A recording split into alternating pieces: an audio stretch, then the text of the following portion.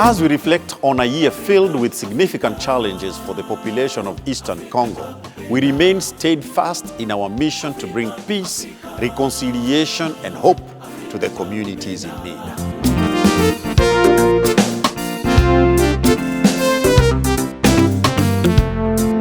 Despite the ongoing insecurity, the Rebuilders Ministry has continued to build destroyed infrastructures, support vulnerable youth and women by providing essential skills and professional training to restore hope in their lives.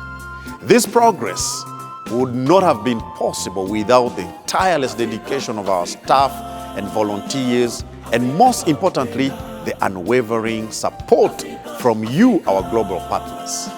Your contributions have made a profound impact on the lives of those people we have served.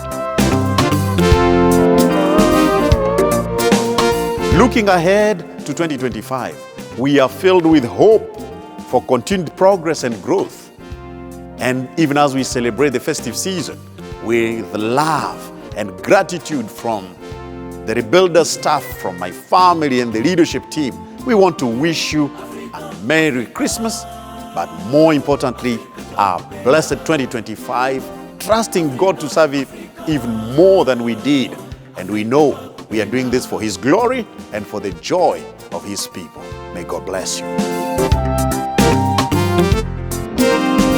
Africa, Africa.